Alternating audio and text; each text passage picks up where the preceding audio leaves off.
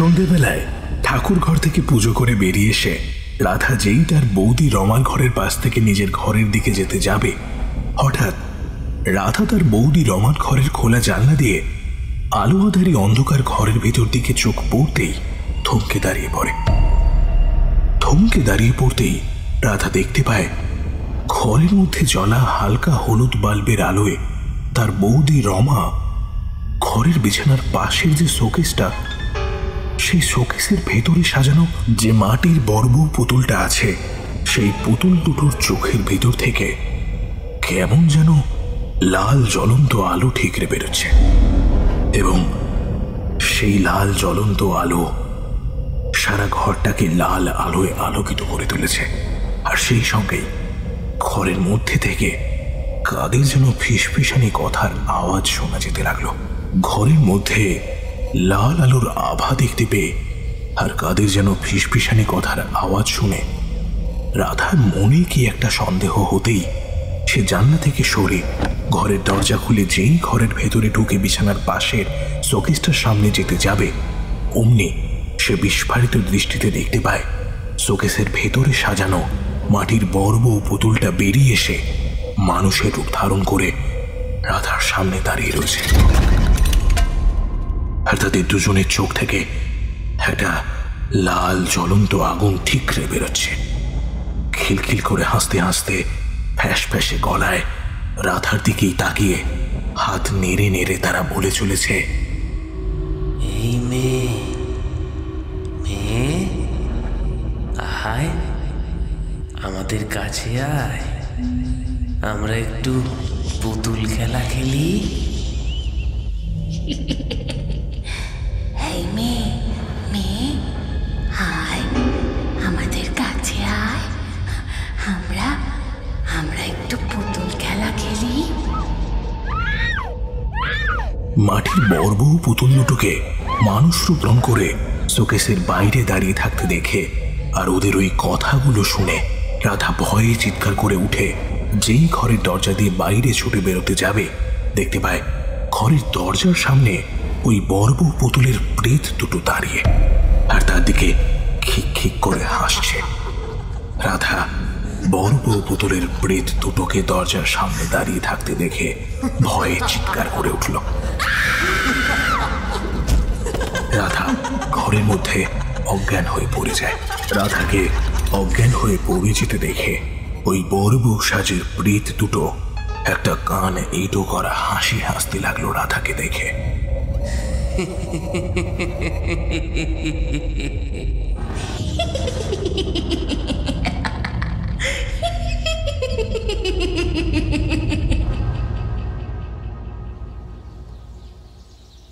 মা, ও মা, আজ বিকেলে আমাকে রাসের মেলায় নিয়ে যাবে তো?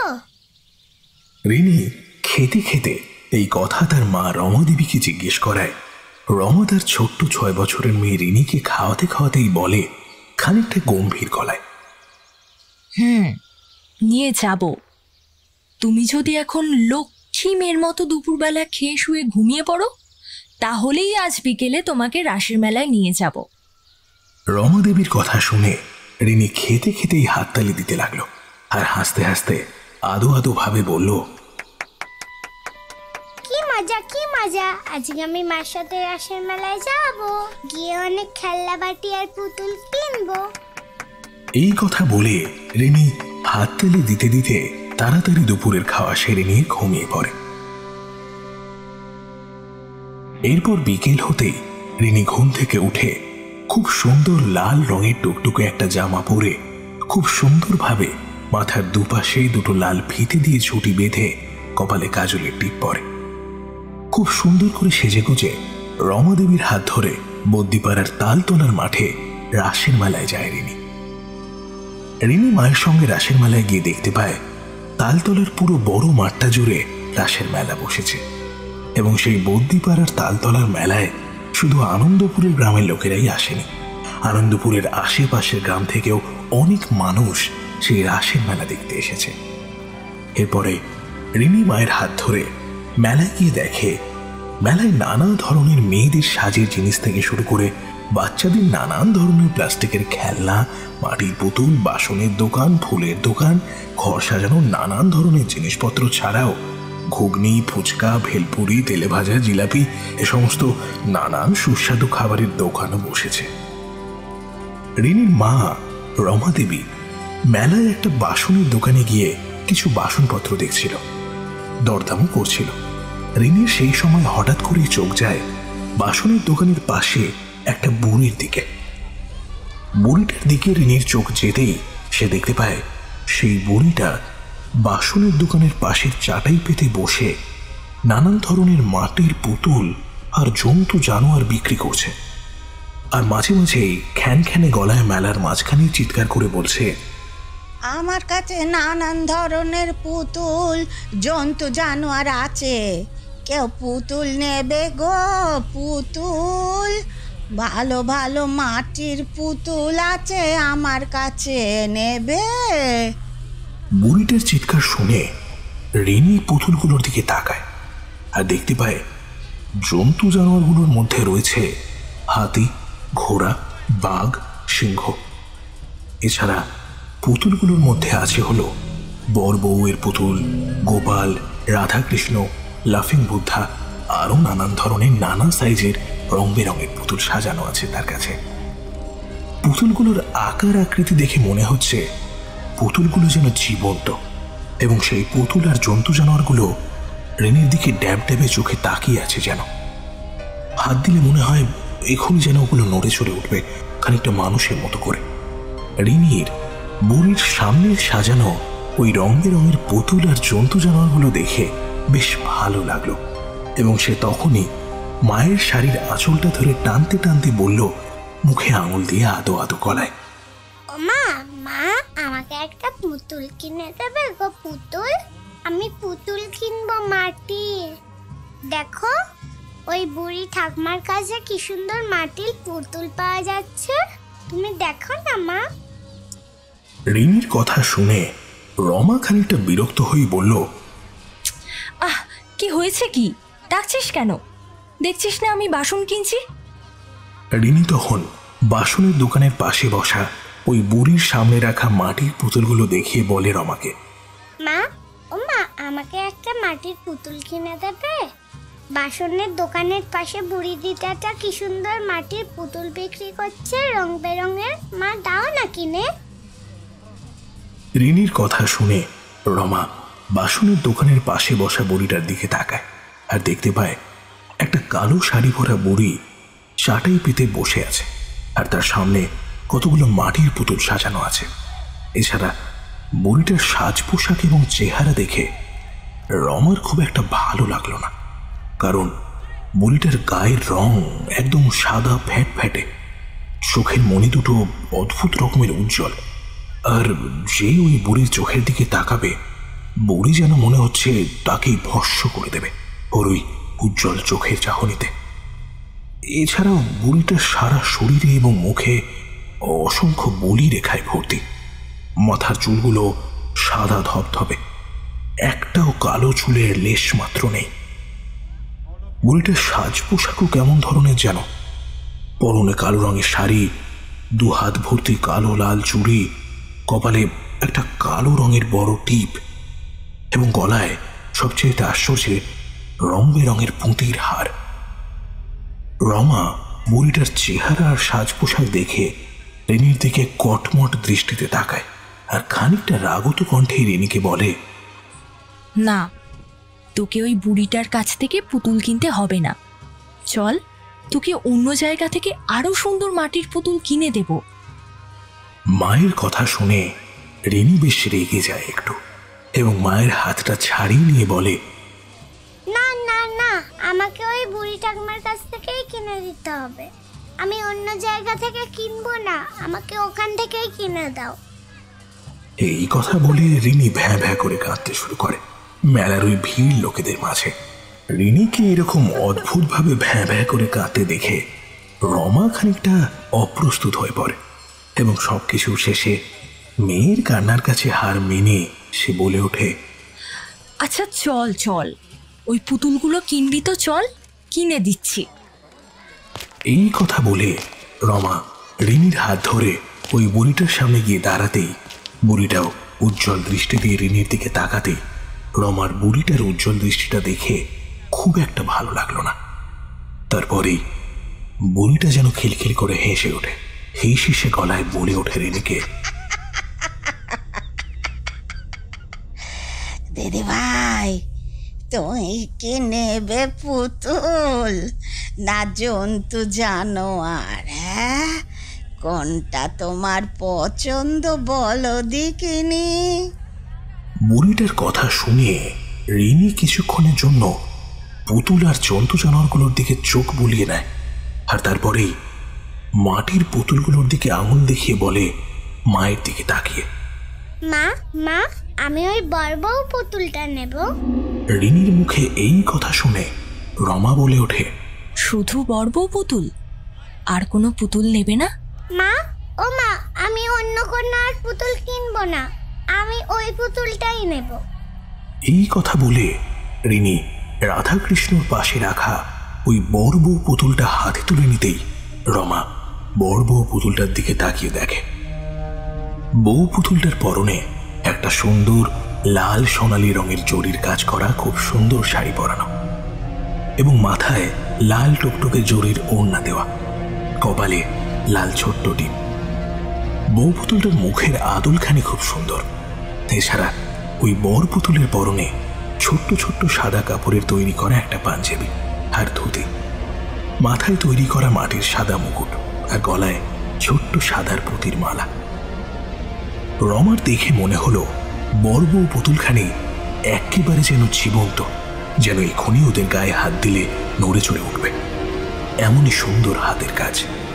রমা বড় বউ পুতুলটার দিকে তাকিয়ে বুড়িটার উদ্দেশ্যে জিজ্ঞেস করে, ঠাকুমা, এই পুতুল দুটো আপনি নিজের হাতে বানিয়েছেন?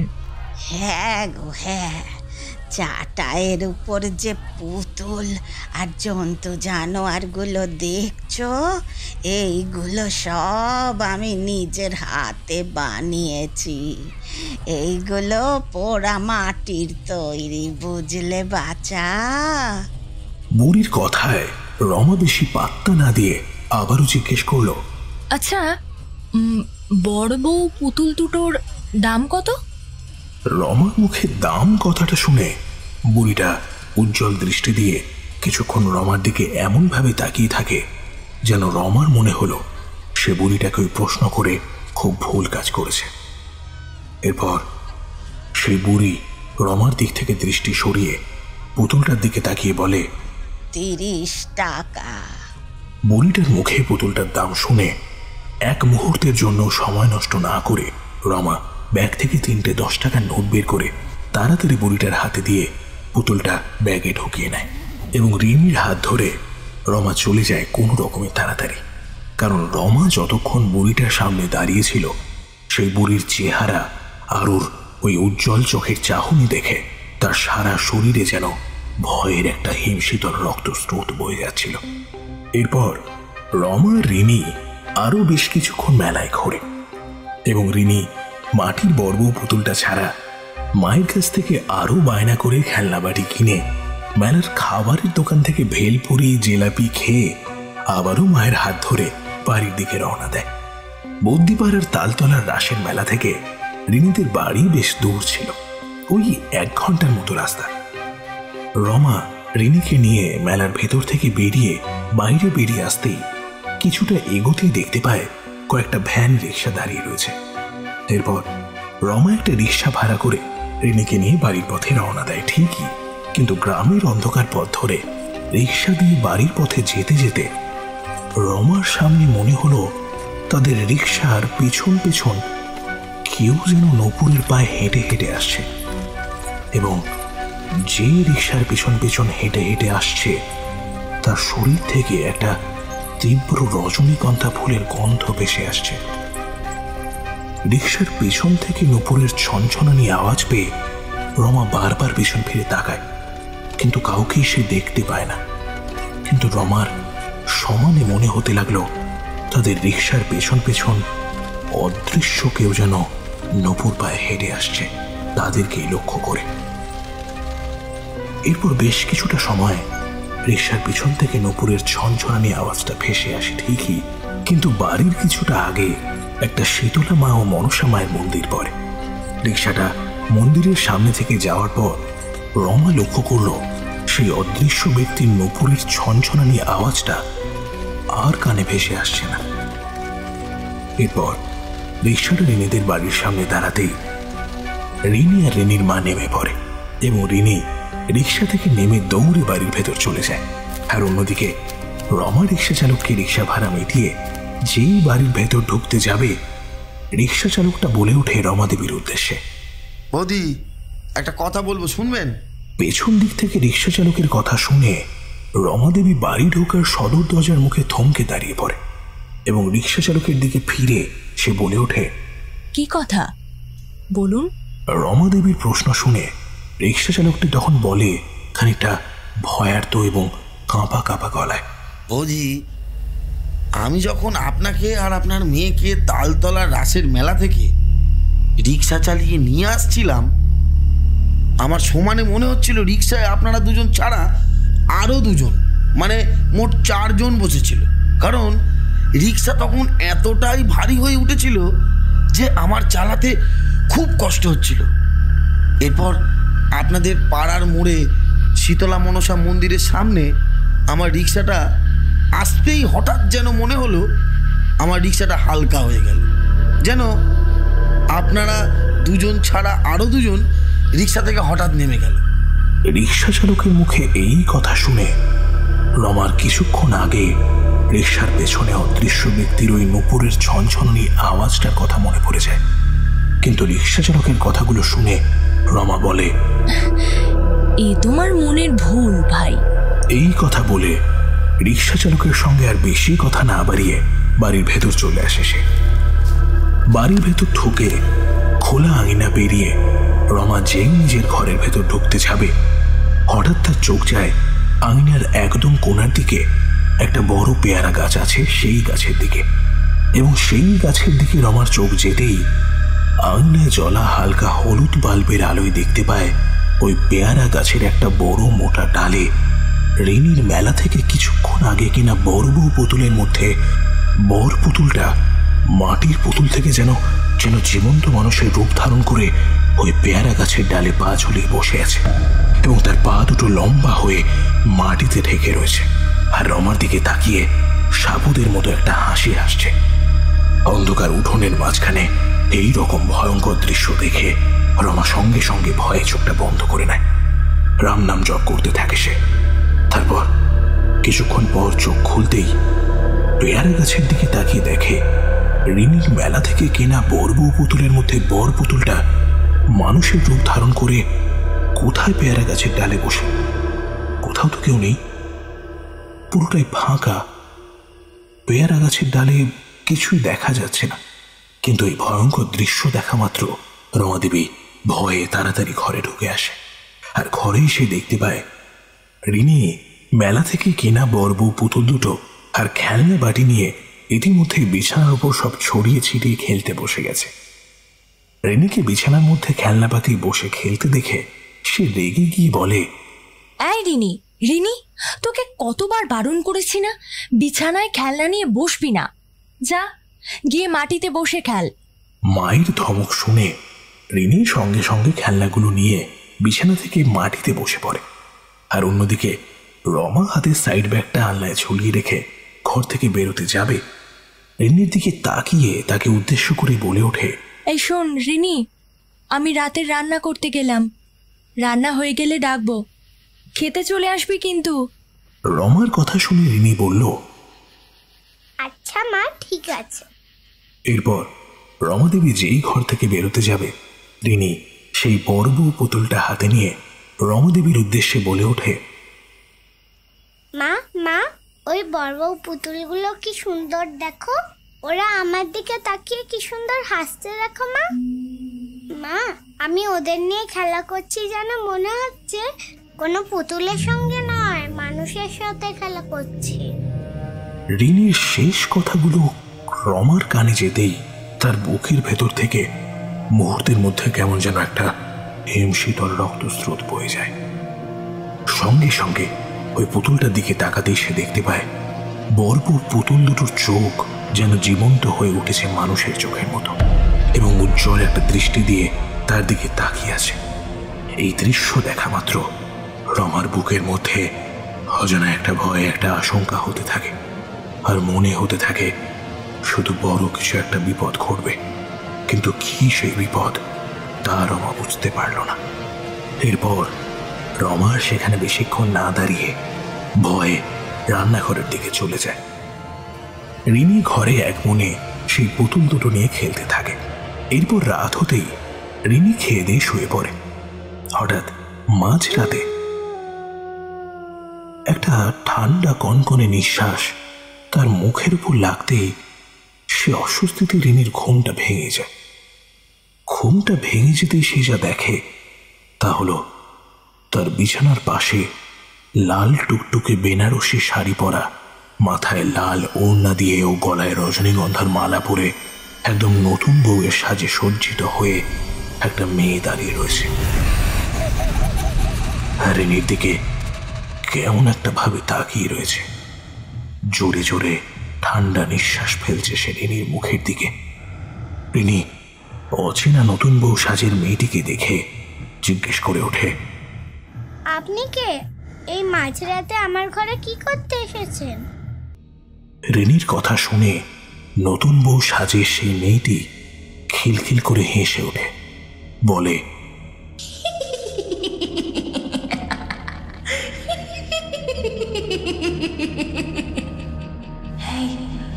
আমার সঙ্গে বাইরে গিয়ে লুকোচুরি খেলবি? আমার না খুব এখন লুকোচুরি খেলতে ইচ্ছে করছে তোর সঙ্গে। মেয়েটির এই কথা শোনা মাত্র রিনি ভুরু কুঁচকে বলে ওঠে, এই মাঝরাতে আপনি আমার সাথে লুকোচুরি খেলবেন? কাল সকালে আসুন না, কাল সকালে আপনার সাথে লুকোচুরি খেলবো। এত রাতে ঘরের বাইরে বেরোলে মাঝে আমাকে বকবে। রিনির কথা শুনে মেয়েটি বলে ওঠে, আমি তো সকালে আসতে পারবো না তোর কাছে। আমার যে সকালে আসা বারণ, আর তোর মা তো এখন অঘরে ঘুমোচ্ছে। তুই আমার সঙ্গে যদি এখন ঘরের বাইরে বেরিয়ে খেলা করিস, তারপর ভোর হতে না হতেই তো আমি চলে যাব। তুই তখন ঘরে ঢুকে মায়ের কাছে গিয়ে শুয়ে পড়িস। তুই যে সারা রাত আমার সঙ্গে লুকোচুরি খেলেছিস, তোর মা জানতেই পারবে না। মেয়েটির কথা শুনে রিনি তখনই রাজি হয়ে যায় বাইরে লুকোচুরি খেলতে যেতে। এরপর সে বিছানা থেকে নেমে মেয়েটির সঙ্গে যেই ঘরের বাইরে বেরোতে যাবে, হঠাৎ রিনির চোখ যায় শোকেসে সাজানো বড় বউ পুতুলের মধ্যে বউ পুতুলটার দিকে। এরপর বউ পুতুলের দিকে তাকানোর পর হঠাৎ রিনির চোখ যায় তার সামনে দাঁড়ানো নতুন বউয়ের সাজে সজ্জিত সেই মেয়েটির দিকে। এবং এরপরেই রিনি মেয়েটির মুখের দিকে তাকিয়ে যা দেখে, তাই মেলা থেকে কেনা বড় বউ পুতুলের মধ্যে বউ পুতুলটার মুখটা আর তার সামনে যে মেয়েটি নতুন বউয়ের সাজে সজ্জিত হয়ে দাঁড়িয়ে, সে মেয়েটির মুখটা হুবহু একেবারে একরকম দেখতে, যেন শোকেসের মধ্যে থেকে সেই বউ পুতুলটা বেরিয়ে এসেই তার সামনে এতক্ষণ দাঁড়িয়েছিল আর কথা বলছিল। মাঝরাতে ঘরের মধ্যে এই রকম ভয়ঙ্কর একটা দৃশ্য দেখে রিনি ভয়ে চিৎকার করে ওঠে রমার উদ্দেশ্যে, মা, ও মা, তাড়াতাড়ি ওঠো। সে চিৎকার করা মাত্রই সে দেখতে পায় তার সামনে দাঁড়িয়ে থাকা নতুন বউ সাজে সজ্জিত মেয়েটি মুহূর্তের মধ্যে কোথায় যেন হুশ করে অদৃশ্য হয়ে গেল। ইতিমধ্যেই রিনির চিৎকার শুনে রমা উঠে পড়ে এবং বিছানা থেকে নেমে ঘরের আলোটা জ্বালতেই দেখতে পায় রিনি ঘরের দরজার সামনে দাঁড়িয়ে হাঁপাচ্ছে আর চিৎকার করছে।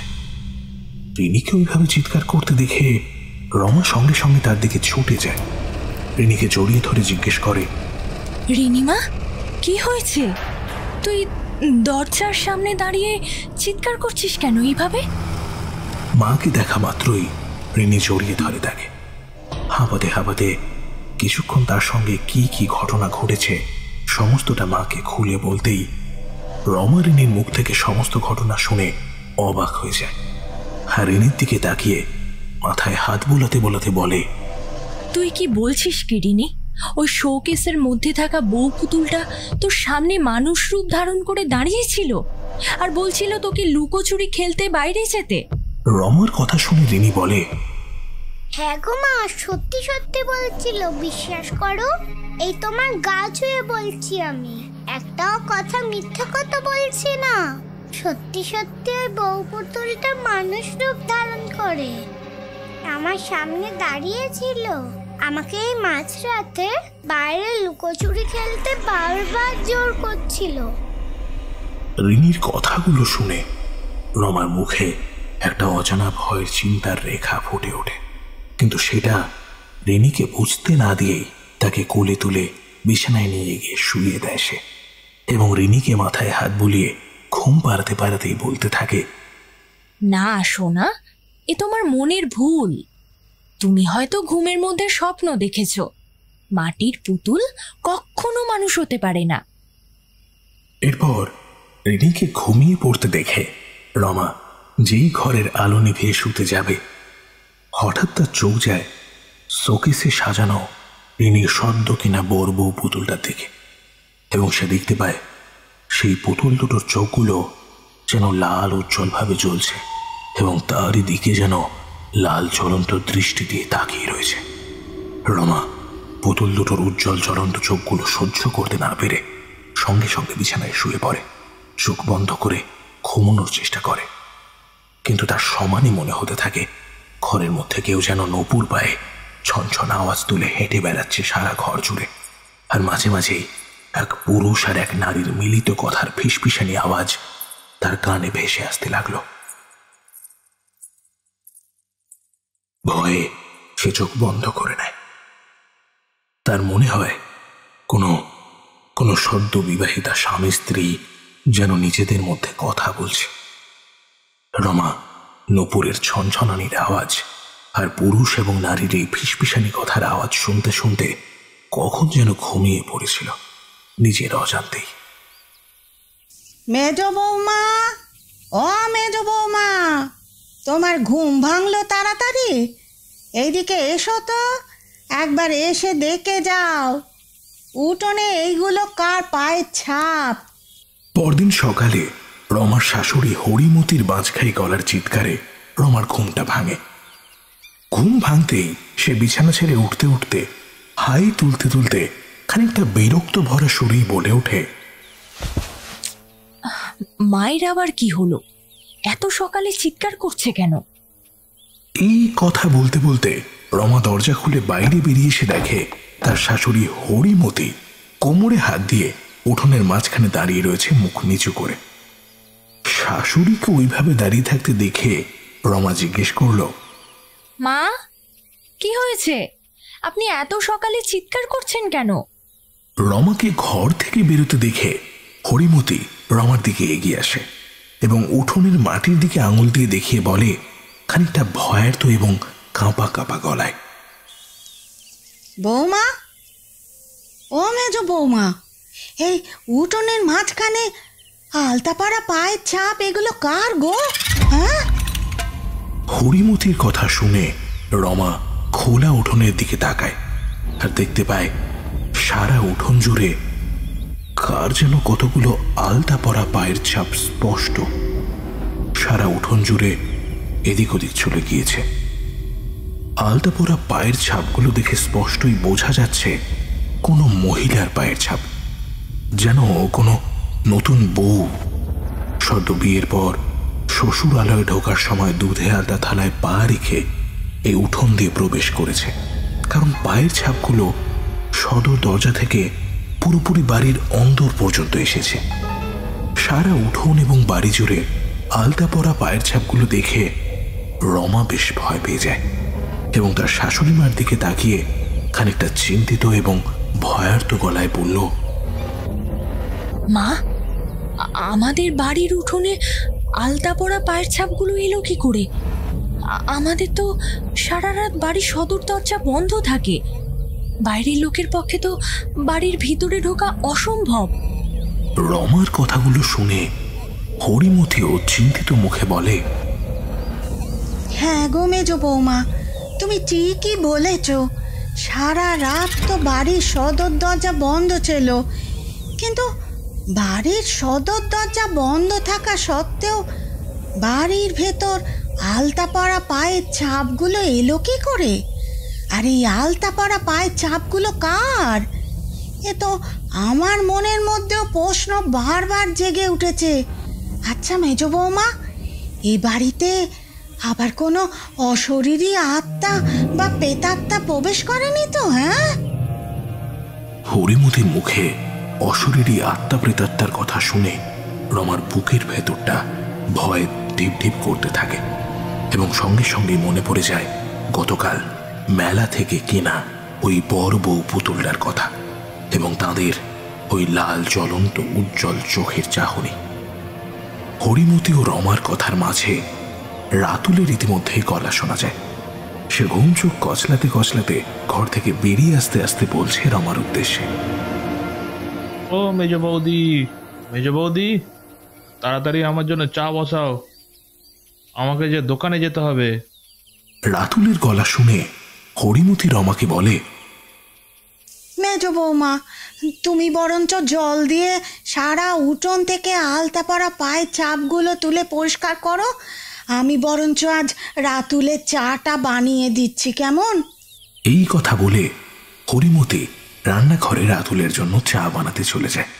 আর অন্যদিকে রমা কুয়ো থেকে জল তুলে জলের বালতি ভরে ঝাঁটা দিয়ে সারা উঠোন জুড়ে আলতা পরা পায়ের ছাপগুলো জল আর ঝাঁটা ঘষে ঘষে তোলার চেষ্টা করে, কিন্তু কিছুতেই যেন সেই আলতা পরা পায়ের ছাপগুলো উঠতেই চাইছে না উঠোন থেকে। শেষে পায়ের ছাপগুলো উঠছে না দেখে খানিকটা বিরক্ত হয়ে রমা ঝাঁটা বালতি রেখে দিয়ে অন্য কাজে চলে যায়। এরপর বেলা বাড়তেই আরেকটা ঘটনা ঘটে, আর সেটা ঘটে রিনির সঙ্গে।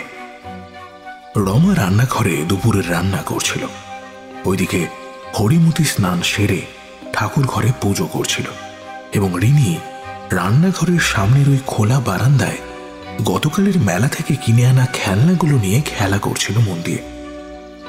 রমা রুই মাছটা কেটে কুটে নুন হলুদ যেই মাখাতে যাবে, হঠাৎ করে বারান্দা থেকে রিনির চিৎকার আর কান্নার আওয়াজ শোনা যায়। সে চিৎকার করে কাঁদতে কাঁদতে বলছে রমার উদ্দেশ্যে, মা, ও মা, দেখো না, আমার হাতে আছড়ে দিল, কতটা রক্ত বেরোচ্ছে। বারান্দা থেকে রিনির কান্নার আওয়াজ ভেসে আসতেই রমা সঙ্গে সঙ্গে তার কাছে ছুটে যেতেই দেখতে পায় রিনির ডান হাত কেটে গল গল করে লাল কালচে রক্ত গড়িয়ে পড়ছে।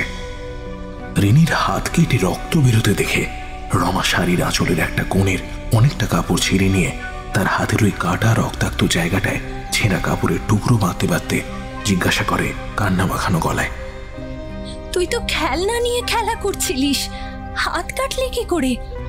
রিনি তখন কাঁদতে কাঁদতে ওই বড় বউ পুতুলটার দিকে আঙুল দেখিয়ে রমাকে বলল, মা, মা, আমি ওই পুতুলটার জোরে লাল শাড়িটা খুলে আবার যে পড়াতে যাব, তখন বউ পুতুলের চোখটা মানুষের মতো হয়ে যায় আর বউটার চোখের মনে দুটো জ্বলতে থাকে, আমার দিকে তাকিয়ে বলে,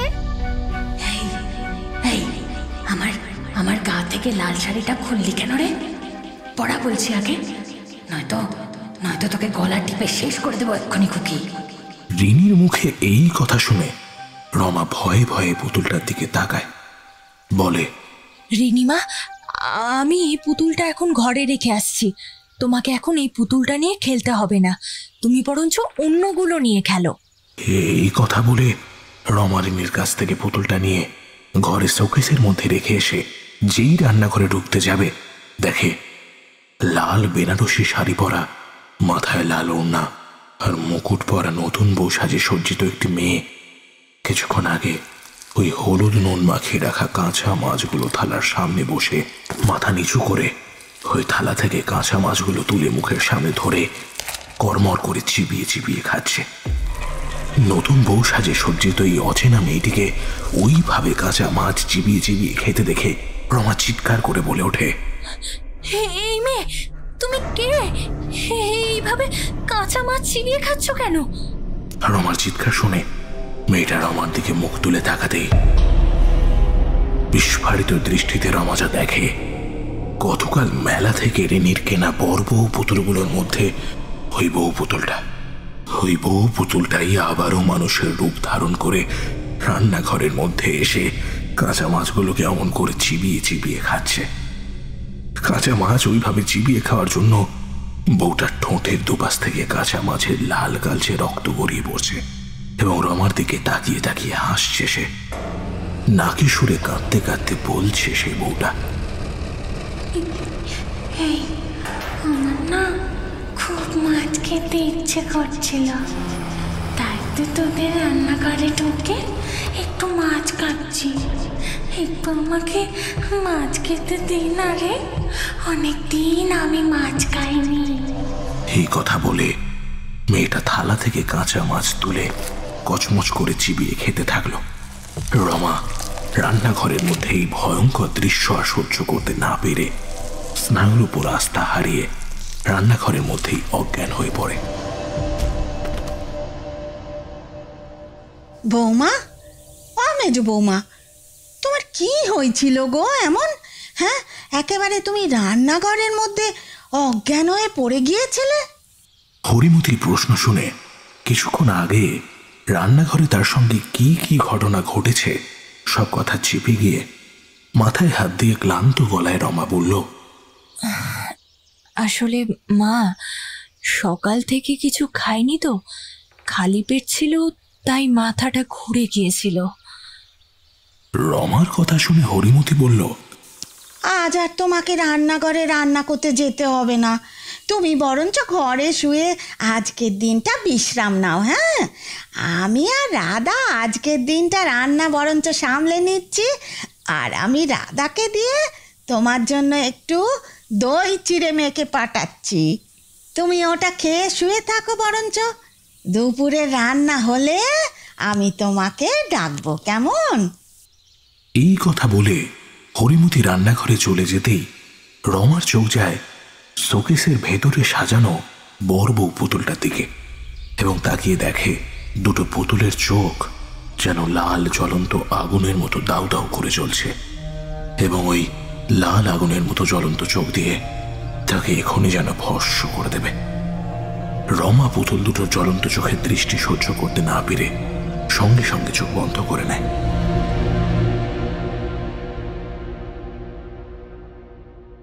রমা ও রিনির সঙ্গে ওই দিন ওই রকম ভৌতিক একটা ঘটনা ঘটার পর 4 দিনের মাথায় হরিমতির সঙ্গে একটা ঘটনা ঘটে।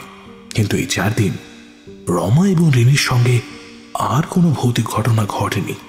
কিন্তু এই 4 দিনে সন্ধ্যের পর থেকে রমার মনে হতো সারা বাড়ি জুড়ে কে যেন নূপুর পায়ে ছনছন আওয়াজ তুলে হেঁটে বেড়াচ্ছে, আর সমগ্র বাড়ি জুড়ে একটা রজনীগন্ধা ফুলের সুমিষ্টি একটা গন্ধ পাওয়া যেতে লাগলো।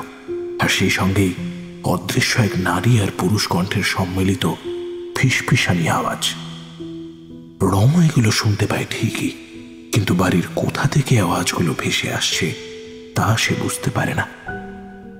4 দিন পর 5ম দিনের মাথায় হঠাৎ মাঝরাতে হরিমতির ঘুমটা ভেঙে যায়।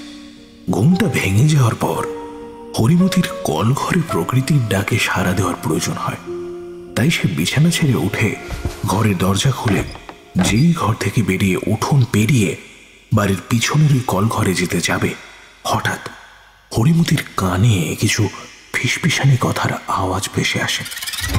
সে কলঘরের সামনে দাঁড়িয়ে পড়ে এবং হাতে ধরা জ্বলন্ত হ্যারিকেনটা মুখের সামনে তুলে ধরে এইদিক ওদিক ঘুরিয়ে অন্ধকারের মধ্যে দেখার চেষ্টা করে ওই ফিসফিসানি কথার আওয়াজগুলো বাড়ির কোন দিক থেকে আসছে। কিন্তু হ্যারিকেনের আলোয় কাউকে দেখতে না পেয়ে বিষয়টাকে হরিমতি বেশি গুরুত্ব না দিয়ে যেই কলঘরের দিকে 2 পা বাড়িয়েছে, আবারও হরিমতির কপালে কি একটা জোরে ধাক্কা খেতেই সে ব্যথার চোটে কপালে হাত দিয়ে বসে পড়ে ওই কলঘরের সামনে। কিছুক্ষণ পর ব্যথাটা একটু কমতেই আর নিজেও একটু ধাতস্থ হতে ধীরে ধীরে ওপর দিকে তাকাতেই হরিমতি যা দেখে তা দেখে হরিমতির শরীরের শিরদাঁড়ার ভেতর থেকে একটা হিম শীতল রক্তস্রোত বয়ে যায়।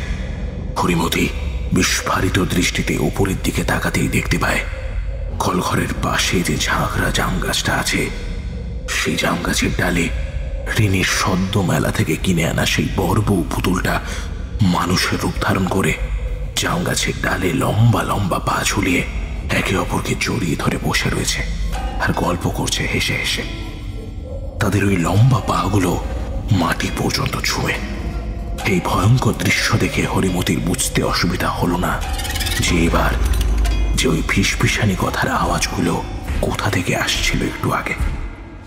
হরিমতি জাম গাছে এইরকম একটা ভয়ঙ্কর বিভৎস দৃশ্য দেখে বুকে বল আর মনে সাহস এনে ওদের দিকে তাকিয়ে চিৎকার করে জিজ্ঞেস করে, এই তোরা কে? হ্যাঁ, আম গাছের ডালে কি করছিস বসে বসে? যা যা যা যা, চলে যা এখান থেকে, চলে যা। হরিমতির কথা শুনে দুটো প্রেত হরিমতির দিকে তাকায়। তাকাতেই হরিমতি যা দেখে তা হলো প্রেত দুটোর চোখগুলো লাল আগুনের মতো দাউ দাউ করে জ্বলছে, ঠোঁটের দুপাশ থেকে লাল তাজা রক্ত গড়িয়ে পড়ছে এবং নতুন বউ সাজে সজ্জিত মেয়েটির ওই খোলা লম্বা চুলগুলো ঠান্ডা বাতাসে এলোমেলো ভাবে উঠছে পিছন দিকে। পা দোলাতে দোলাতে হরিমতির দিকে তাকিয়ে সেই বর বউ প্রেত দুটো খিক খিক করে হাসতে হাসতে ফ্যাস ফ্যাসে গলায় বলে চলেছে, মরবি তোরা, বাড়ির সবাই আমাদের দুজনের হাতেই মরবি। মরবি তোরা, বাড়ির সবাই আমাদের দুজনের হাতেই মরবি। এই কথাগুলো বলে প্রেত দুটো কালো লিগলিকে হাত লম্বা করতে থাকে হরিমতির গলা লক্ষ্য করে। প্রেত দুটোর হাত লম্বা হতে দেখে হরিমতি যেই কলঘরের সামনে থেকে পালিয়ে বাড়ির ভেতর দিকে যেতে যাবে, অমনি সেই প্রেত দুটোর কালো লিগলিকে লম্বা হাত হরিমতির ধর থেকে মুন্ডুটা এসে ধরে কচাট করে ছিঁড়ে নিতেই হরিমতির মুন্ডহীন শরীরটা ধপ করে মাটিতে পড়ে যায়। দু একবার থর থর করে কাঁপতে কাঁপতে স্থির হয়ে যায় এক সময়।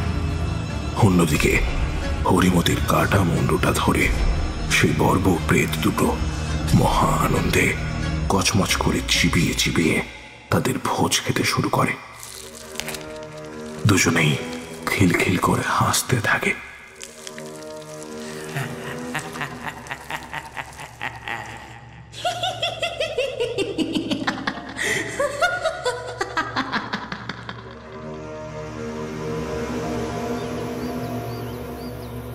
ধুর বাবা, কতবার মাকে বলেছি যে বাসন মাজার জন্য একটা লোক রাখো, সে এসে রোজের এঁটো বাসনগুলো মেজে দিয়ে যাবে। তা না, আমাকেই রোজ রোজ সাত সকালে উঠে বাসন মাজতে হবে, ভালো লাগে না। এরপর শীত পড়বে, তখন তো সকালবেলা আমার পক্ষে ওঠা সম্ভব হবে না। তখন সকালে উঠে বাসনগুলো কে মাজবে শুনি? এই কথা বলতে বলতে রাধা এক ঝুড়ি এঁটো বাসন রান্নাঘর থেকে বের করে বাড়ির পেছন দিকে ওই কুয়োতলায় যেই যেতে যাবে, হঠাৎ তার চোখ আটকে যায় কলঘরের পাশের জাম গাছটার দিকে। রাধা জাম গাছটার দিকে চোখ যেতেই দেখতে পায় জাম গাছের একটা ডালে কি একটা বড় গোল মতো জিনিস ঝুলছে। এই দৃশ্য দেখে রাধা আরো ভালো করে দেখার জন্য কলঘরের সামনে ওই জাম গাছের দিকে কিছুটা এগোতেই যা দেখতে পায় তা দেখে রাধার চোখ কপালে ওঠে। পায়ের তলা থেকে মাটি সরে যায় যেন। বিস্ফারিত দৃষ্টিতে দেখতে পায় তার মা হরিমতির কাটা মুন্ডুটা জাম গাছের ডালের সঙ্গে ঝুলছে এবং জাম গাছের নিচে হরিমতির মুন্ডহীন নিথর দেহটা পড়ে রয়েছে রক্তাক্ত অবস্থায়। রাধা হরিমতির এই ভয়ঙ্কর বিভৎস চেহারা দেখে হাত থেকে সমস্ত ঝুড়ির বাসনপত্র ঝনঝন করে মাটিতে ফেলে দেয়। চিৎকার করে বাড়ির সবাইকে ডাকতে থাকে, মেজ বৌদি, মেজদা, তোরা তাড়াতাড়ি বাড়ির পিছনে আয়, দেখে যা, মাকে কে যেন খুন করে রেখে গেছে। বাড়ির পেছন থেকে রাধার এমন চিৎকার শুনে রমা আর তার বর মানে রিনির বাবা প্রদীপ এবং রাতুলও ছুটে আসে। রমা জিজ্ঞেস করে, রাধা, কি হয়েছে? তুমি এইভাবে সাত সকালে চিৎকার করছো কেন? রমার প্রশ্ন শুনে রাধা ওই জাম গাছটার দিকে আঙুল দেখিয়ে দেয়। মেজ বৌদি, আম গাছের দিকে তাকাও, তাহলে বুঝতে পারবে আমি কেন চিৎকার করছি। এই কথা বলে রাধা সঙ্গে সঙ্গে মাটিতে ধক করে পড়ে অজ্ঞান হয়ে যায় এক মুহূর্তে। রাধার কথা শুনে রমা, প্রদীপ আর রাতুল তিনজন বিস্ফারিত দৃষ্টিতে ওই জাম গাছটার দিকে তাকিয়ে দেখতে পায় হরিমতিকে কে বা কারা খুন করে তার ধর থেকে মুন্ডুটা আলাদা করে ওই জাম গাছের ডালে ঝুলিয়ে রেখে দিয়েছে। আর হরিমতির নিথর মুন্ডহীন দেহটা জাম গাছের নিচে রক্তাক্ত অবস্থায় ফেলে রেখেছে। তার শাশুড়ি হরিমতির এই ভয়ঙ্কর বিভৎস চেহারা দেখে রমার সেখানেই গা গুলিয়ে ওঠে এবং ওইখানেই হর হর করে বমি করে ফেলে সে। হরিমতির এই অবস্থা দেখে প্রদীপ আর রাতুল দুই ভাই পরস্পরের মুখের দিকে তাকায় এবং একসাথেই বলে ওঠে দুজনে, মাকে এরকম নৃশংসভাবে কে বা কারা খুন করলো রে? মায়ের তো কোনোদিনও কোনো শত্রু ছিল না। মাকে তো সবার সঙ্গে হেসে খেলেই কথা বলতে আমরা চিরদিন দেখেছি। এরপর বেলা বাড়তেই প্রদীপ আর রাতুল হরিমতির খণ্ড বিখণ্ড দেহটাকে নিয়ে দাহ করার জন্য শ্মশানের উদ্দেশ্যে রওনা দেয়। হরিমতির দেহটা নিয়ে যখন তারা দুজন ও পাড়ার কয়েকজন লোক মিলে বল হরি হরি বল করতে করতে বাড়ি থেকে বেরোচ্ছিল শ্মশানের উদ্দেশ্যে রওনা দেওয়ার জন্য, রম তখন বাড়ির উঠোনে দাঁড়িয়ে কাঁদছিল হাউ হাউ করে। রমার কাঁদতে কাঁদতেই হঠাৎ চোখ যায় রেনির হাতে ধরা মাটির বর্ব পুতুলটার দিকে। রমা পুতুল দুটোর দিকে চোখ যেতেই তাকিয়ে যা দেখতে পায় তা হলো ওই পুতুল দুটোর ঠোঁটের কোণায় জমাট বাঁধা কিছুটা লাল কালচে রক্ত লেগে আছে। খুব অদ্ভুতভাবে পুতুল দুটোর ঠোঁটে রক্ত দেখে রমা খানিকটা অবাক হয়ে যায়। মনে মনে বলে, মেলা থেকে কেনার সময় এই পুতুল দুটোর ঠোঁটের কোণে কোনো রক্তের দাগ ছিল না, কিন্তু রক্তের দাগগুলো এলো কি করে? এছাড়াও আরো একটা জিনিস দেখে রমা ভয়ে চমকে ওঠে।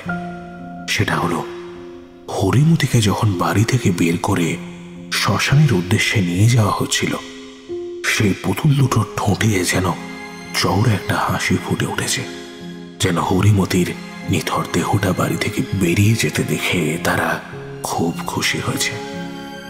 মনে মনে পুতুল দুটোর এই অদ্ভুত দৃশ্য দেখে রমার মনের মধ্যে একটা তীব্র সন্দেহের দানা বাঁধে। সে সঙ্গেই পুতুল দুটোকে দেখে তার সর্বাঙ্গ রাগে জ্বলে ওঠে।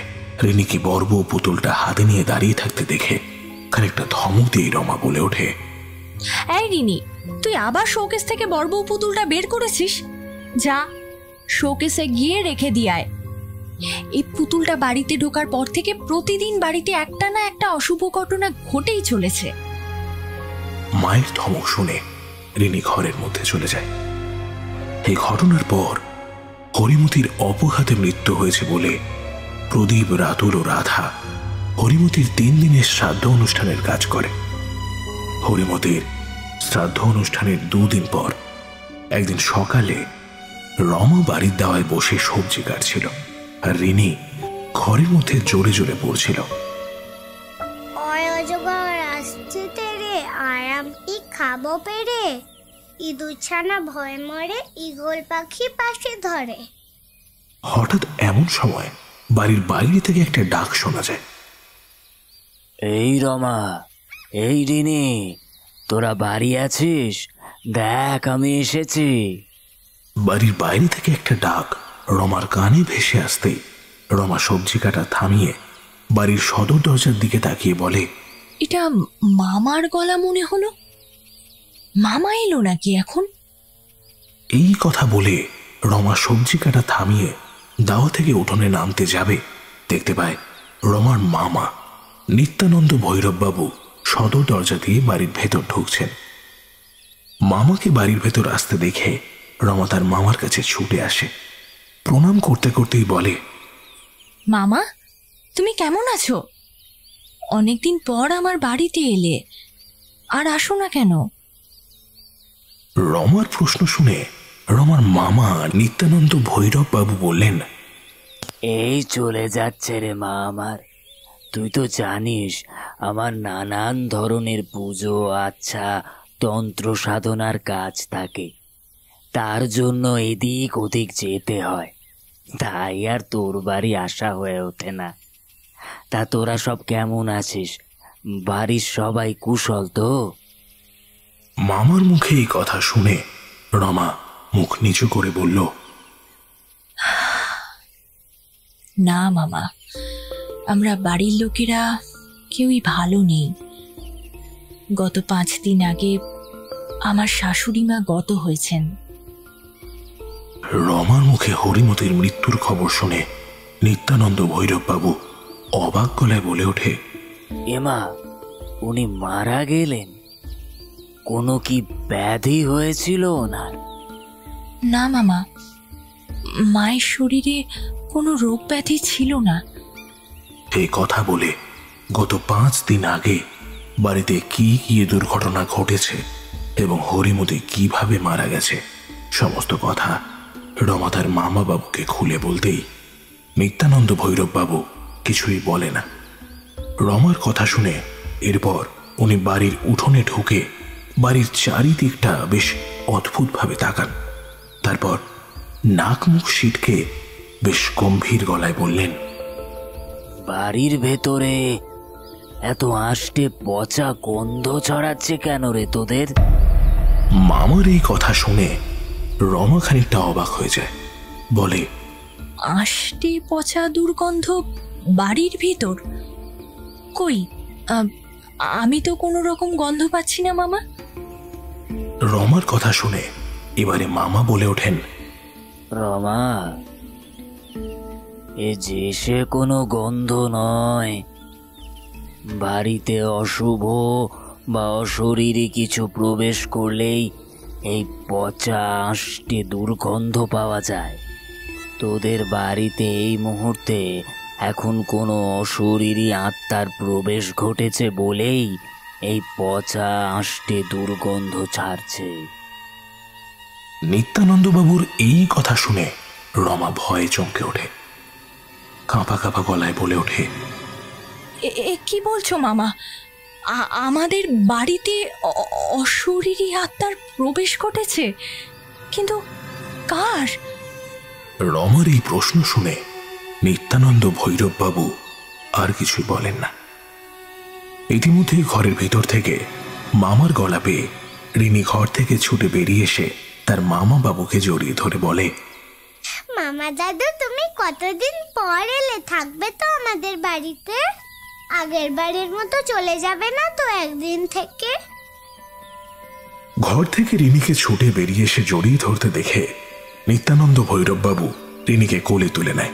তারপর রিনির গালে একটা চুমু খেয়ে বলেন, এবারে আমি তোর বাড়িতে 1 সপ্তাহ থাকবো বলেই এসেছি তোর কাছে, রিনি দিদি ভাই। মামার মুখে এই কথা শুনে রিনি রমার দিকে তাকিয়ে খিলখিল করে হাসতে হাসতে বলে ওঠে, মা কি মজা! মামা দাদু এখন 1 সপ্তাহ থাকবে, অনেক গল্প শুনবো। দাদু আমাকে গল্প শোনাবে তো?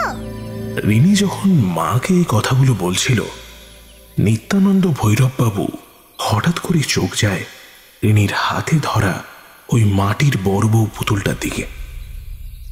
সেই দিকে চোখ যেতেই মামাবাবুর 2 চোখ ভয়ে বিস্ফারিত হয়ে ওঠে এবং তিনি রিনিকে কোল থেকে নামিয়ে রিনির হাতে ধরা বড় বউ পুতুলটার দিকে তাকিয়ে তাকে জিজ্ঞেস করে, রিনি দিদি ভাই, এই মাটির বড় বউ পুতুলটা তুমি কোথা থেকে পেলে? কে তোমাকে দিয়েছে?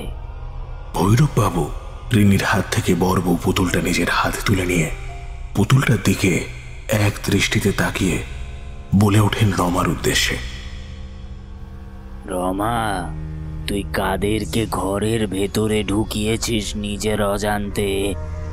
এ সাধারণ মাটির বড় বউ পুতুল নয় রে, এ যে সাক্ষাৎ প্রেত তুই ঘরে ঢুকিয়েছিস। এই বর বউ প্রেত পুতুলের জন্যেই তোর সংসারে অশুভ ছায়া নেমে এসেছে। আজ তোর শাশুড়ি মারা গেছে এই প্রেত দুটো পুতুলের জন্য। এই প্রেত পুতুল যার বাড়িতে প্রবেশ করবে তার বাড়িতেই অশুভ বিপদের ছায়া নেমে আসবে। এই কথা শুনে রমা ধপ করে মাটিতে বসে পড়ে এবং নিত্যানন্দ ভৈরব বাবুর হাতে ধরা ওই মাটির বর্ব পুতুলটার দিকে তাকিয়ে বলে, মামা, তুমি ঠিক কথাই বলেছ। এই পুতুলটা এই বাড়িতে ঢোকার পর থেকেই আমাদের বাড়ির সবার কিছু না কিছু একটা অশুভ বিপদ প্রত্যেক দিন ঘটেছে। এই কথা বলে রমা মেলায় কার কাছ থেকে পুতুল দুটো কিনেছিল এবং সেই পুতুল দুটো বাড়িতে আনার পর গত 1 মাস ধরে তার রিনি এবং রাধার সঙ্গে কি কি অশুভ ঘটনা ঘটেছে সব কথা খুলে বলে নিত্যানন্দ ভৈরব বাবুকে।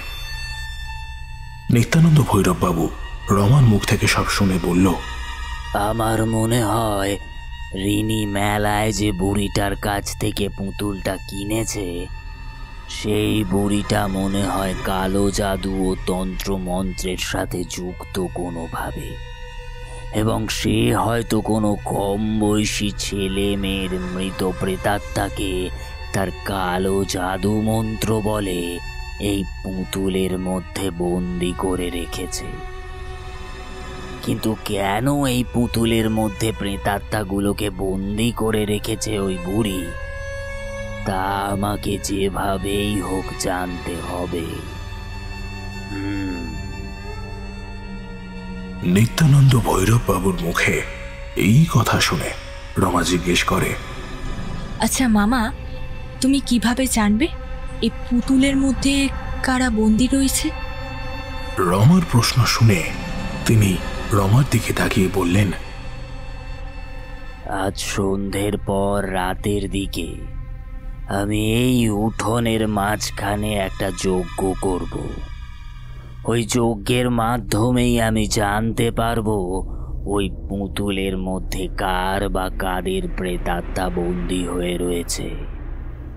শোন রমা, আমাকে যজ্ঞের 2টো জিনিস জোগাড় করে দিতে পারবি?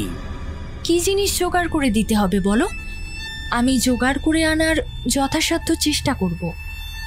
1 কেজি বেল কাঠ আর ভালো গাওয়া ঘি। নিত্যানন্দ ভৈরব বাবুর মুখে এই জিনিস দুটোর নাম শুনে রমা বলল, মামা, কিচ্ছু চিন্তা করো না, যজ্ঞের আগে তুমি সব জিনিস পেয়ে যাবে।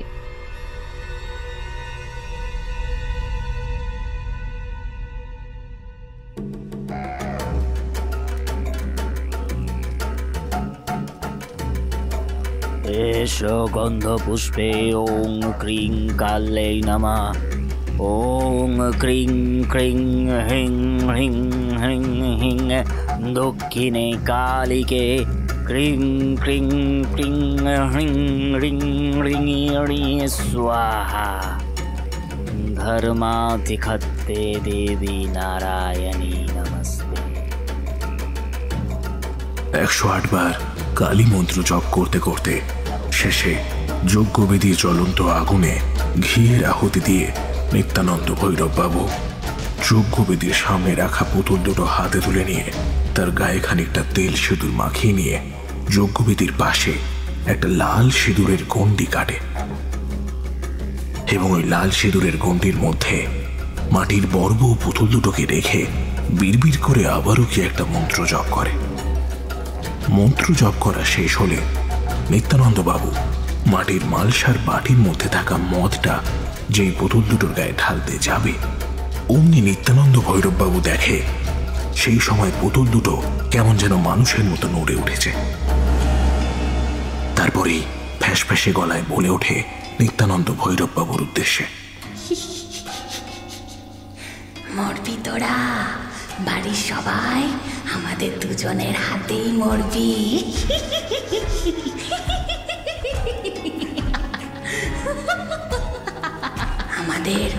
আমাদের তুই শেষ করার চেষ্টা করছিস তো এইভাবে? তোর এই তন্ত্র সাধনার দ্বারা কিছুতেই আমাদের শেষ করতে পারবি না। এই তন্ত্র সাধনা অসফল হবে। আমাদের তুই শেষ করার চেষ্টা করছিস তো? এইভাবে তোর এই তন্ত্র সাধনার দ্বারা কিছুতেই আমাদের শেষ করতে পারবি না। তোর এই তন্ত্র সাধনা অসফল হবে। মাটির পুতুল দুটোর মুখ থেকে এই কথা শুনে নিত্যানন্দ ভৈরব বাবু মালসার বাটির মধ্যে যে মদটা ঢালতে যাচ্ছিল, পুতুল দুটোর গায়ে সেই মদের বাটিটা নামিয়ে রেখে দেয় এবং এক দৃষ্টিতে পুতুল দুটোর দিকে তাকিয়ে দেখে। এরপর যা ঘটনা ঘটে সেটাই বড়ই অদ্ভুত। ঘটনাটা হলো, পুতুল দুটো বেশ ৩-৪ বার নড়ে উঠে ধীরে ধীরে থেমে যায়। থেমে গিয়ে পুতুল দুটোর মধ্যে থেকে দুটো কালো কুণ্ডলী ধোঁয়া বেরিয়ে আসে। তারপর ওই কুণ্ডলী ধোঁয়া যজ্ঞবেদীর জ্বলন্ত আগুনের সামনে স্থির হয়ে যায়। তারপর সেই ধোঁয়া ধীরে ধীরে মানুষের রূপ নেয়, যা একটা ছেলে ও মেয়ের। এরপর সেই কালো ধোঁয়াটা ছেলে মেয়ের রূপ নিতেই রমা বিস্ফারিত দৃষ্টিতে দেখতে পায় যজ্ঞবেদীর সামনে যে ছেলে মেয়ে দুটো দাঁড়িয়ে আছে বর বউয়ের সাজে। তাদের দুজনের মুখ হুবহু মেলা থেকে কেনা সেই বর বউ পুতুলের মুখের মতো দেখতে। বর বউ সাজে সজ্জিত ছেলে মেয়ে দুটিকে দেখে নিত্যানন্দ ভৈরব বাবু গম্ভীর গলায় জিজ্ঞেস করে ওঠে, এষ গন্ধ পুষ্পে ওং ক্রিং কালাই নমঃ, ওং ক্রিং ক্রিং হং রং রিং রিং দক্ষিণে কালিকে ক্রিং ক্রিং হ্রিং রিং রি রি স্বাহা, ধর্মোক্স্তে খত্তে দেবী নারায়ণী নমস্তে। তোরা কে? বল কে? তোদের দুজনকে এই পুতুলের মধ্যে কে বন্দি করে রেখেছে? এই প্রশ্ন শুনে ছেলে মেয়ে দুটো একে অপরের মুখের দিকে দৃষ্টিপাত করে। তারপর নিত্যানন্দ ভৈরব বাবুর দিকে তাকিয়ে দুজনেই খিলখিল করে হেসে ওঠে আর ফ্যাঁসফ্যাঁসে গলায় বলে,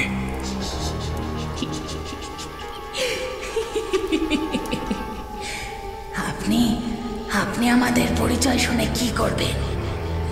আবার ওই শয়তান বুড়িটার মতো আপনার তন্ত্র সাধনা দিয়ে আমাদের অন্য কোথাও বন্দি করার মতলব বাড়ছেন নাকি নতুন করে? ছেলে মেয়ে দুটোর কথা শুনে নিত্যানন্দ ভৈরব বাবু বলে ওঠে, না, আমি তোদের দুজনের আত্মাকে ওই বুড়িটার মতো বন্দি করব না অন্য কোথাও। আমি তোদের দুজনকে মুক্তির পথ দেখাবো। বল বল তোদের আসল পরিচয় বল। তোদের এই অবস্থা কে করলো? সব খুলে বল আমাকে। তোরা যদি তোদের সঙ্গে ঘটা ঘটনার কথা আমাকে সব খুলে না বলিস, আমি তোদের কোনো দিনও মুক্তির ব্যবস্থা করতে পারবো না। এই কথা শুনে বউ সাজে সজ্জিত মেয়েটি বলে ওঠে নিত্যানন্দ ভৈরব বাবুর দিকে তাকিয়ে, ঠাকুর মশাই, আমার নাম সুরমা হালদার। এরপর সুরমা পাশে বর সাজে সজ্জিত ছেলেটা বলে ওঠে নিত্যানন্দ ভৈরব বাবুর দিকে তাকিয়ে, ঠাকুরমশাই, আমার নাম অঞ্জন বাড়ুই।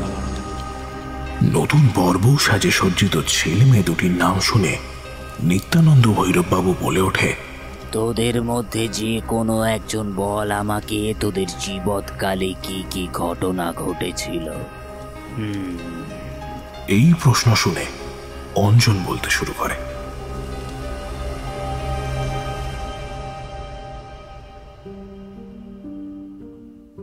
ঠাকুরমশাই, আপনাকে আমাদের সঙ্গে ঘটা যে ঘটনাটার কথা বলবো, সেই ঘটনাটা আজ থেকে 2 বছর আগে ঘটেছিল বীরবল্লভপুর গ্রামে।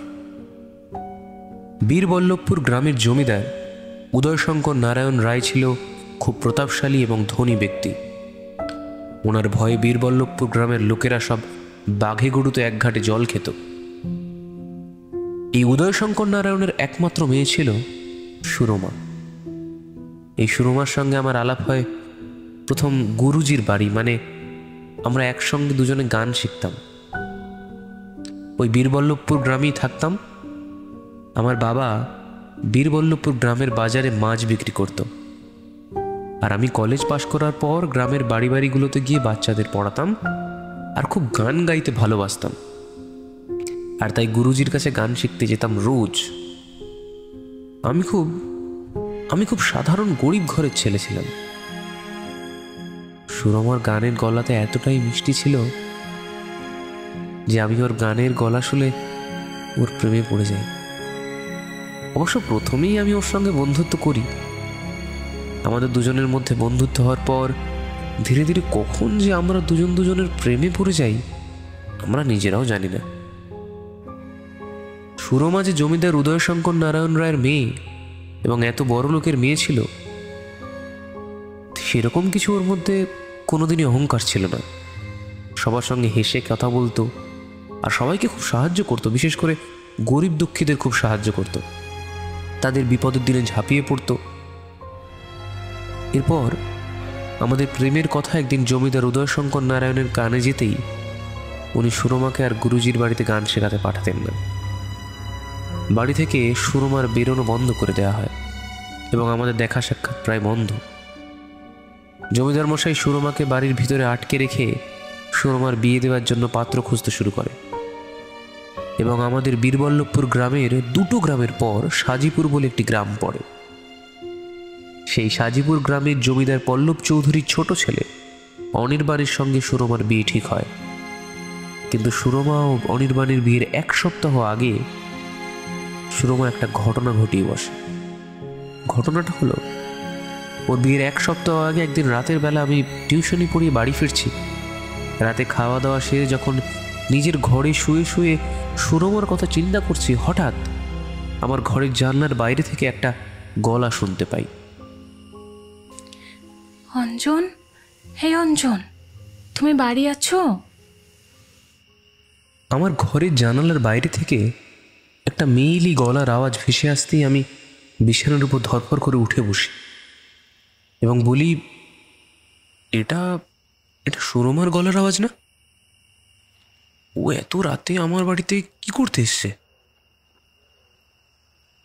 এই কথা বলে আমি আমার ঘরের জানলার পর্দাটা তুলতেই দেখি সুরমা দাঁড়িয়ে আছে এবং তার পরনে লাল টুকটুকে বেনারসি শাড়ি, মাথায় লাল ওড়না, 2 হাতে শাখা পলা, গলায় রজনীগন্ধার মালা এবং কপালে চন্দনের ফোঁটা। একদম নতুন বউয়ের সাজে সজ্জিত হয়ে সুরমা আমার ঘরে জানলার সামনে এসে দাঁড়িয়েছে। সুরমাকে নতুন বউয়ের সাজে সাজতে দেখে আমি জিজ্ঞাসা করি, তুমি এই পোশাকে কি ব্যাপার তোমার? আমার প্রশ্ন শুনে ও আমাকে বলে,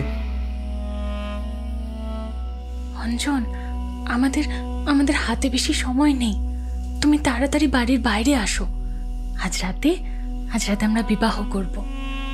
একবার আমাদের বিয়েটা হয়ে গেলে বাবা কিচ্ছু করতে পারবে না। দেখো, আমি তোমাকে বিয়ে করার জন্য কেমন নতুন বউ সাজে সজ্জিত হয়ে বাড়ি থেকে পালিয়ে এসেছি। সুরমার কথা শুনে এরপর আমি এক মুহূর্ত সময় নষ্ট না করে বাড়ি থেকে বেরিয়ে সুরমার হাত ধরে সোজা আমাদের বীরবল্লভপুর গ্রামের শেষ মাথায় একটা বড় দুর্গা আর কালী মন্দির আছে। সেই মন্দিরে আমরা দুজন বিয়ে করবার জন্য যাই। কিন্তু আমাদের বিয়ে শুরু হওয়ার আগেই জমিদার উদয়শঙ্কর নারায়ণ আমাদের দুজনকে ধরে ফেলে এবং আমাদের বিয়েটা আটকে দেয়। তারপর ওই মন্দিরের সামনে একটা বড় মাঠ ছিল। সেই মাঠে একটা বড় শিমুল গাছের সঙ্গে আমাকে বেঁধে জমিদার মশাইয়ের খাস পাইক পেয়াদারা তারপর আমাকে জমিদার মশাইয়ের হাতের একটা মোটা লাঠি দিয়ে বেদম প্রহার করতে শুরু করে। আমাকে ওইভাবে মারতে দেখে সুরমা সহ্য করতে পারে না। সে তখন ছুটে এসে জমিদার উদয়শঙ্কর নারায়ণের পায়ে পড়ে কাঁদতে কাঁদতে বলে, বাবা, তুমি অঞ্জনকে মেরো না, তুমি ওকে ছেড়ে দাও। আজ ও আমার কথা শুনে এই মন্দিরে আমার সঙ্গে বিয়ে করতে এসেছে। ওর কোনো দোষ নেই বাবা, সব দোষ আমার। কিন্তু কে কার কথা শোনে? জমিদার মশাই সুরমার কথায় কোনো কর্ণপাত না করে আমার গায়ে কেরোসিন তেল ঢালতে শুরু করলো। আমার গায়ে কেরোসিন ঢালতে দেখে সুরমা জিজ্ঞাসা করে তার বাবাকে, ও বাবা, তুমি তুমি অঞ্জনের গায়ে কেরোসিন তেল ঢালছো কেন? ওর সঙ্গে তুমি কি করবে এখন? ওকে ওকে পুড়িয়ে মারবে নাকি? সুরমার প্রশ্ন শুনে জমিদার মশাই রাগে চিৎকার করে বলে ওঠে, হ্যাঁ, আমি ওকে এক্ষুনি তোর সামনে পুড়িয়ে মারবো। এই ছেলেটা বেঁচে থাকলে তোর সর্বনাশ করে দেবে। আমি বাবা হয়ে চাই না আমার মেয়ের কোনো বদ ছেলের পাল্লায় পড়ে সর্বনাশ হোক। এই কথা বলে জমিদার মশাই তার হাতের জ্বলন্ত মশালটা দিয়ে আমার গায়ে আগুন ধরিয়ে দিতেই আমি চিৎকার করে উঠি, সুরমা আমাকে বাঁচাও, তোমার বাবা আমাকে মেরে ফেললো। এরপর যা ঘটনা ঘটল তা হলো, আমাকে জ্বলন্ত আগুনের লেলিহীন শিখায় পুড়তে দেখে সুরমা তার মায়ের হাত ছাড়িয়ে এসে আমাকে জড়িয়ে ধরে, তারপর দুজনে জ্বলন্ত আগুনের ওই শিখায় জ্বলে পুড়ে একসঙ্গে মৃত্যুবরণ করি। আমাকে আর সুরমাকে ওইভাবে আগুনে পুড়ে মরতে দেখে জমিদার মশাই আমাদের কোনো কাজ, মানে আমাদের দুজনের অস্থি বিসর্জন না দিয়ে জমিদার বাড়িতে ফিরে যায়। এবং জমিদার মশাইকে বাড়ি চলে যেতে দেখে যে বুড়িটার কাছ থেকে রাসের মেলায় মাটির পুতুল দুটো কিনেছেন, সেই বুড়িটা মন্দিরের ভিতর থেকে বেরিয়ে আসে। ওই বুড়িটা কিন্তু মন্দিরের পিছনে একটা ঝুপড়ি আছে, সেই ঝুপড়ির মধ্যেই থাকে আর টুকটাক মন্দিরের পুজোর কাজকর্ম করে। জমিদার মশাইকে চলে যেতে দেখে বুড়িটা মন্দিরের ভিতর থেকে বেরিয়ে এসে আমার আর সুরমার দেহের ছাই এবং অস্থি দুটো সংগ্রহ করে। ওর ওই নোংরা ধরনের কালা জাদু ও তন্ত্র সাধনার জন্য তারপর আমাদের শরীরের পুড়ে যাওয়া ছাই আর অস্থিগুলো দিয়ে বুড়ির ওই নোংরা তন্ত্র সাধনার দ্বারা আমাদের দুজনের আত্মাকে ওই পুতুলের মধ্যে বন্দি করে দেয়। তা দিয়ে ওর কার্যসিদ্ধি করে। এবং শুধু আমাদের সঙ্গে এরকম কাজ করেনি তা না, ও অমাবস্যা রাতে নানা গ্রামের শ্মশানে গিয়ে ঘুরে ঘুরে মৃত মানুষের পোড়ানো ছাই জোগাড় করে আর নিজের হাতে নানা ধরনের মাটির পশু পাখি জন্তু জানোয়ার তৈরি করে। ওই মৃত মানুষদের অতৃপ্ত অপ্রেতাত্মা ওই জন্তু জানোয়ার পুতুল ও পাখির মধ্যে বন্দি করে ওর কার্যসিদ্ধি করে। এইভাবেই শুধু না, আরও নানা ধরনের কালা জাদু ও তন্ত্র সাধনার দ্বারা ওই শয়তান বুড়ি লোকের ক্ষতি করত। অঞ্জনের মুখ থেকে তার আর সুরমার অতীত জীবনের কাহিনী শুনে নিত্যানন্দ ভৈরব বাবু এবার বলে ওঠে, তোদের দুজনের জীবন কাহিনী তো শুনলাম, এবার বল তোরা আমি তোদের দুজনকে কিভাবে মুক্তি দেব? তোরা যেই বাড়ি ছেড়ে চিরকালের মতো বিদায় নিয়েছিস, কিভাবে বুঝবো? নিত্যানন্দ ভৈরব বাবুর মুখে মুক্তি লাভের কথা শুনে অঞ্জন আর সুরমা দুজন প্রেত একসাথে বলে ওঠে, শুনুন ঠাকুর মশাই, বাচ্চারা যেমন ছোটবেলায় পুতুলের বিয়ে বিয়ে খেলা খেলে দেখেছেন, সেই রকম ভাবে কাল সন্ধ্যাবেলায় এই বর বউ পুতুল দুটো এদের সেই রকম ভাবে বিয়ে দেবেন যেমন বর বউ পুতুলের বিয়ে দেয়। বিয়ে দেওয়া সম্পন্ন হলে ওই পুতুল দুটোকে বাড়ির পিছনে যে জাম গাছটা আছে সেই গাছের নিচে রেখে আসবেন। এরপর পরদিন সকালবেলা যদি উঠে দেখেন ওই পুতুল দুটো জাম গাছের তলায় আর নেই, তাহলে বুঝবেন আমাদের অতৃপ্ত আত্মা চিরদিনের মতো মুক্তি পেয়েছে। শুনুন ঠাকুর মশাই, বাচ্চারা যেমন ছোটবেলায় পুতুলের বিয়ে বিয়ে খেলা খেলে দেখেছেন, সেই রকম ভাবে কাল সন্ধেবেলায় এই বর বউ পুতুল দুটো এদেরকে সেই রকম ভাবে বিয়ে দেবে, ঠিক যেমন করে পুতুলের বিয়ে দেয়। বিয়ে দেওয়া সম্পন্ন হলে ওই পুতুল দুটোকে বাড়ির পিছনে যে জাম গাছটা আছে সেই জাম গাছের নিচে রেখে আসবে। এরপর পরদিন সকালবেলা উঠে যদি দেখেন ওই পুতুল দুটো জাম গাছের তলায় আর নেই, তাহলেই বুঝবেন আমাদের অতৃপ্ত আত্মা চিরদিনের মতো মুক্তি পেয়েছে। সুরমা এবং অঞ্জনের কথা শুনে নিত্যানন্দ বাবু ওদের দিকে তাকিয়ে বলে ওঠে, বেশ, তাই হবে। তোরা যা চাইছিস তাই হবে। আমি তোদের আবার বিয়ে দিয়ে তোদের দুজনের আত্মাকে চিরদিনের মতো মুক্তির পথ দেখাবো। পরদিন সন্ধ্যাবেলা হতেই ছোট্ট বাচ্চারা যেমন বড় বউ পুতুলের বিয়ে বিয়ে খেলা খেলে, সেই রকম ভাবেই নিত্যানন্দ ভৈরব বাবু ওই বড় বউ পুতুল দুটোকে ভালো করে সাজিয়ে গুছিয়ে দুটো পুতুলের বিয়ে দেয়। বিয়ে দেওয়া শেষ হলে পুতুল দুটোকে বাড়ির পিছনে কলঘরের পাশে যে ঝাগড়া জাম গাছটা রয়েছে সেই জাম গাছের তলায় রেখে আসে নিত্যানন্দ বাবু আর রমা। ওরা দুজন যখন পুতুল দুটোকে জাম গাছের তলায় রেখে বাড়ির ভেতর আসছিল, হঠাৎ সেই সময় কে বা কারা যেন বলে ওঠে নিত্যানন্দ বাবুর উদ্দেশ্যে, ধন্যবাদ ঠাকুর মশাই, আমাদের দুজনের বিবাহ দেওয়ার জন্য। জীবিত কালে তো বিয়ে করে ঘর সংসার করতে পারলাম না একসঙ্গে। মৃত্যুর পর আপনি আমাদের বিয়ে দিয়ে একসঙ্গে করে দিয়েছেন। এবার আমরা একসঙ্গেই থাকব। এবার আমরা যাই, বিদায়। ধন্যবাদ ঠাকুর মশাই, আমাদের দুজনের বিবাহ দেওয়ার জন্য। জীবিতকালে তো বিয়ে করে ঘর সংসার করতে পারলাম না,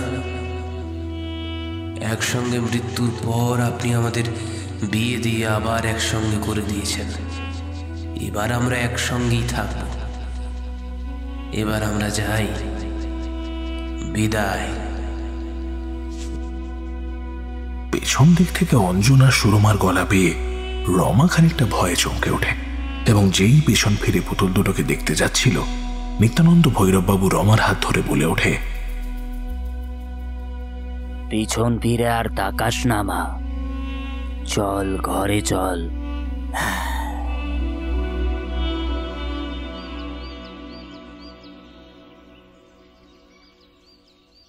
পরদিন সকাল হতেই রমা এবং নিত্যানন্দ ভৈরববাবু বাড়ির পেছনে যেতেই দেখতে পায় জাম গাছের তলায় আর ওই মাটির বর্ব পুতুল উদ্দেশ্যে নেই, কোথায় যেন উধাও হয়ে গেছে।